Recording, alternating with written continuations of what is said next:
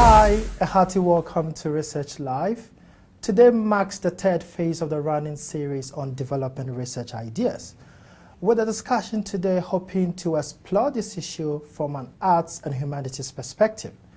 To help us do that, we have an internationally recognized expert on court masques and civil pageantry, Professor James Knowles, who is the Vice-Dean of Research at Brunel University. Professor Knowles is currently the head of 3 EU Marie Curie-funded research grants and has held fellowships at the Huntington Library and Leverhulme Trust Fund. Thank you very much, Professor, for accepting our invitation today, and welcome to Research Live. Thank you very much for asking me. To kick off, can you please tell us how you generated your first research idea? So we're talking about when I was doing my PhD? Yes.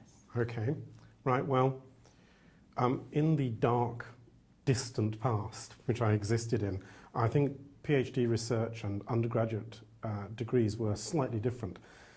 So in my third year, I wrote a dissertation and I did various special subjects. And while I was studying for those, it became clear that a particular 17th century playwright, John Marston, had had very, very little written on him.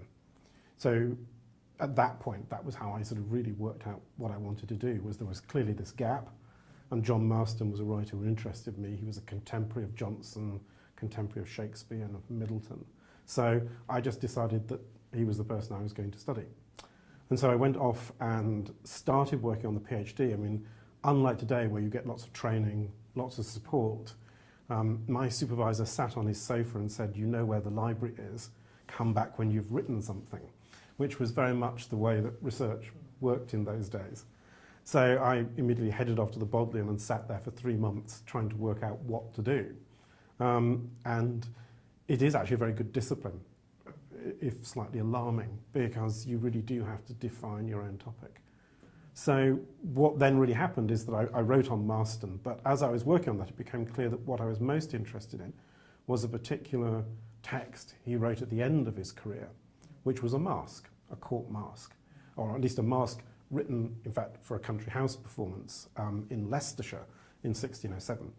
And so my thesis ended up actually researching the origins of that, who sponsored the masque, who paid for it, how it was actually produced and circulated, and the intellectual and political context. So out of that sort of first idea about, well, Marston is the person I want to work on, I then sort of moved slightly sideways into this, really this genre, this form, the court masque.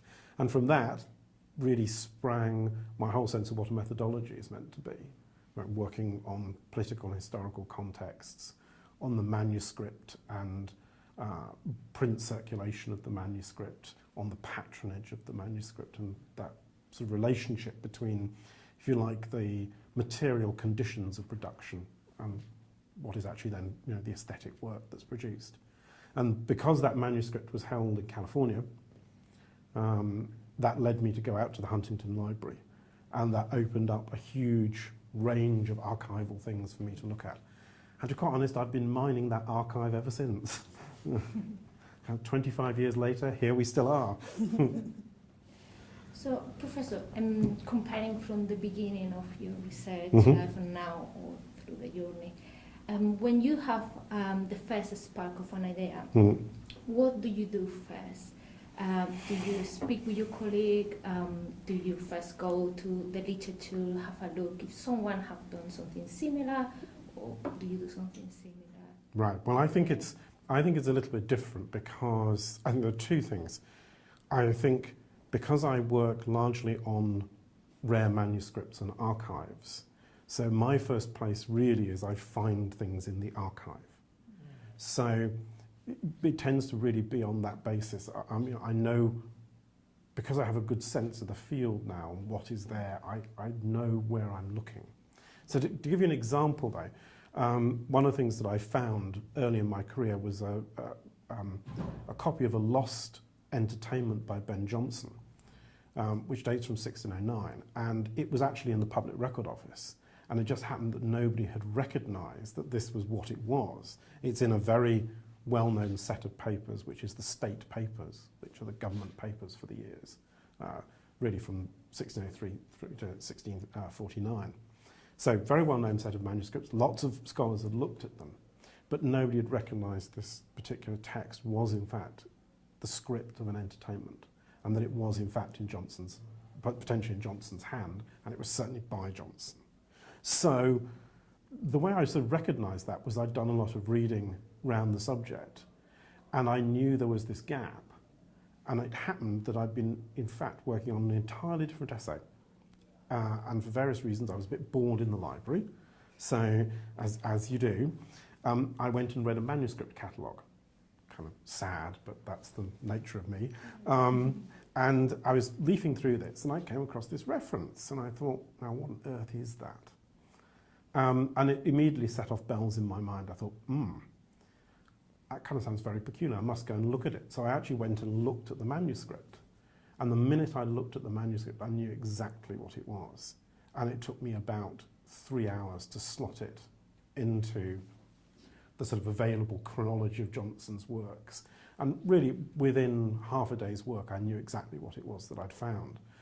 And so I suppose what I would say in terms of how you might think about developing your own research and how you might think about it as a PhD student, some of it's about really doing the very, very hard, slow graft through something like an archive or a topic so that you know it, and when something new appears, you recognise it as being something new.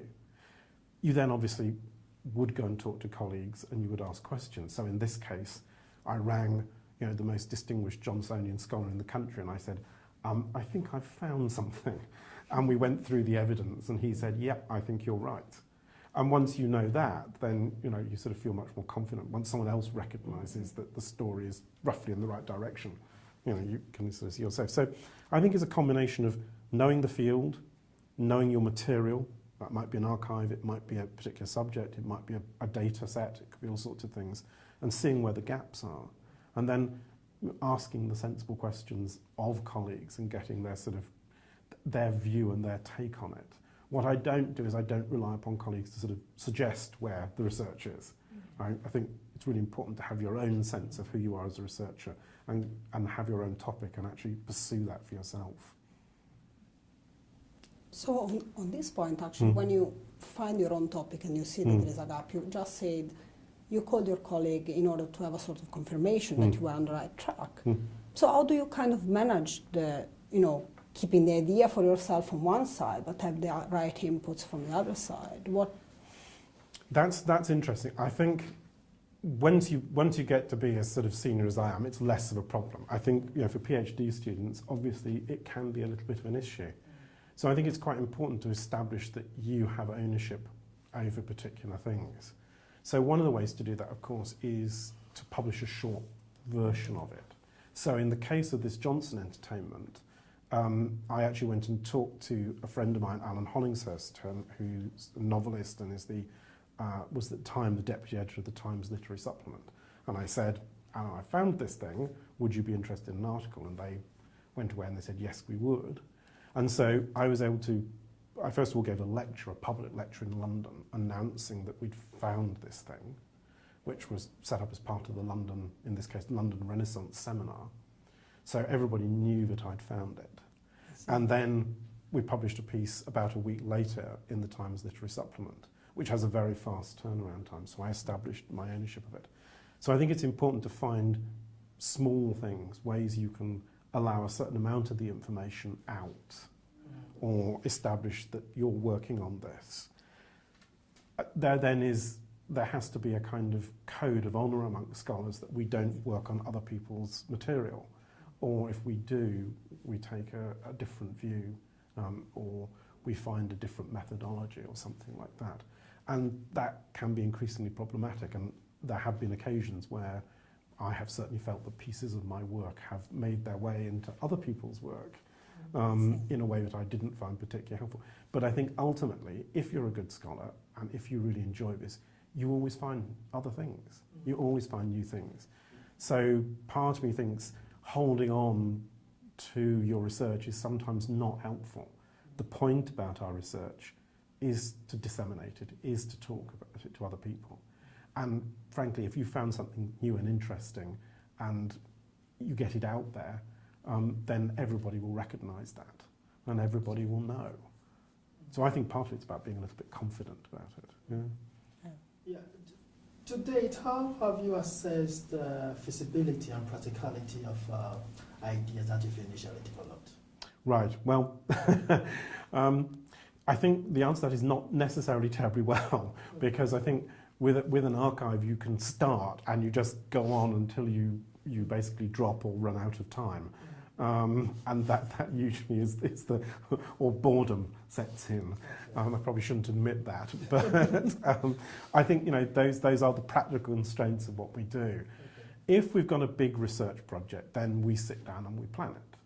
And if you are working with other researchers, then you obviously have to have a proper organised calendar and timetable for things, and you need to work out who is doing what can be done in certain times, and actually coordinate the thing properly. So I find, for example, occasionally I have to work with a research assistant, and I find that incredibly difficult because I find it enough to keep myself aware of what I'm doing, to actually have to say to someone else, well, I need you to do this, this and this, in the hope that these are going to intersect with what I'm doing. That's actually very, very difficult. And the few weeks I've spent with research assistants have been some of the most exhausting in my life. I've usually gone home at night and thinking, I can't do another day of this. Thinking for two. It's sort of a form of academic pregnancy, I think is the way of describing it.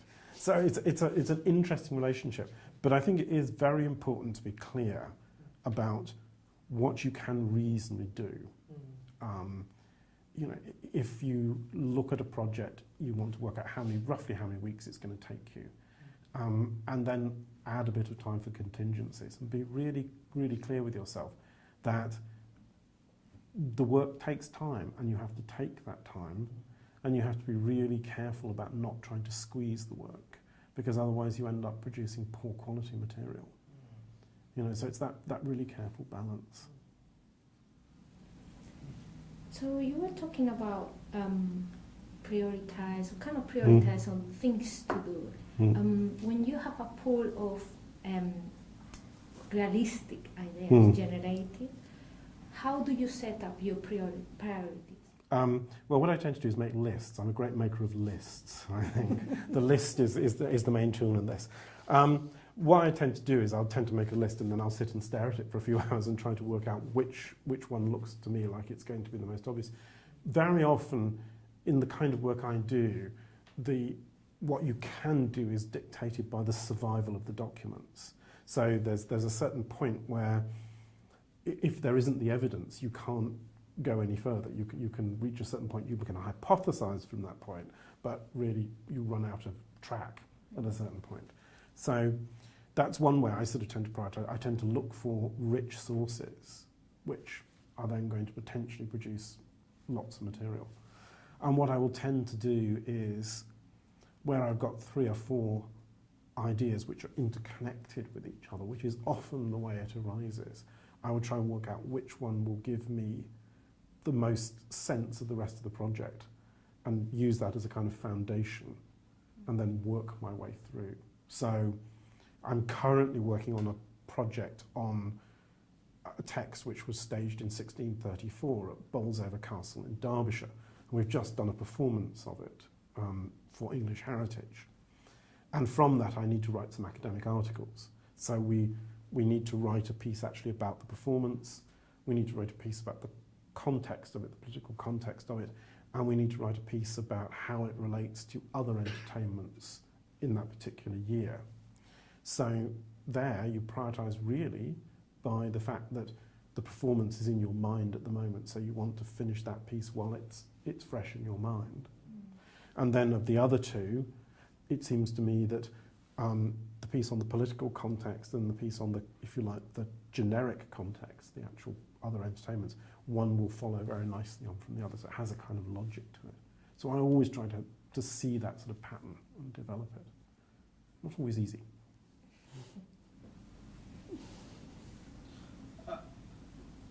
Going back to, I think a comment you raised earlier about researchers not having to feel a bit too worried about whether people will take Mm. the ideas. It's kind of, it's something that has increasingly come up given our discussions. We conducted a small survey, and so we are wondering whether you could give any advice to the up-and-coming researchers. How do they, because they still see this as a life issue, how they should go about it? You mean in terms of looking after their own intellectual property? Well, I think it depends really what field you're in, but let's stick to arts and humanities. As I say, I think the best thing to do is to give a conference paper or do a short article or a poster presentation and clearly delineate this as being your territory and say, this is my material. I think also that's sometimes a key role for the supervisor, is to help you understand, where to put the work and where to sort of establish yourself in sort of a very clear way. So I think that's quite important. I know a lot of students go to graduate conferences and things like that, and they're quite useful, but I do think at some point you have to go and actually go to a proper national or international conference. And then you get a sense of what everybody else is doing, but you also get a chance to announce your own work in that way. So I always think that it's tempting to think of lots of sort of legalistic answers, it's tempting to think of lots of sort of various devices, but the truth is, the best way to establish your research as being yours and being important is to disseminate it, to actually be the person who is there talking about it. So you've got to keep that kind of active presence out there. Now, obviously, you can use things like the web, you can use blogs and things like that. I think for me, and maybe this is a generational thing, maybe I'm just the wrong generation for this sort of thing, I find that just slightly delays the process. For me, it's about giving a paper, giving a conference paper, giving a presentation, doing a poster, all those things, and actually establishing it as mine. That's the way I would think about it. But the most important thing I want to stress is that our job as researchers is to talk to audiences. It's not to hold on to our research. The whole point of doing research is to learn things, to spread that information to other people. So at some point, you have to let go of those ideas. And those ideas belong to everyone. And more, with the emphasis on open access and the way that the government in particular views the role of academia, then they expect us to be much more open about our research, its products, and actually give that back to the public, who ultimately have paid for it. Yeah? Okay. Thank you very much. You heard it, folks. The way forward is to disseminate, to get a right impact. Thank you very much, Professor Knowles, for granting us this interview today. Great, thank you.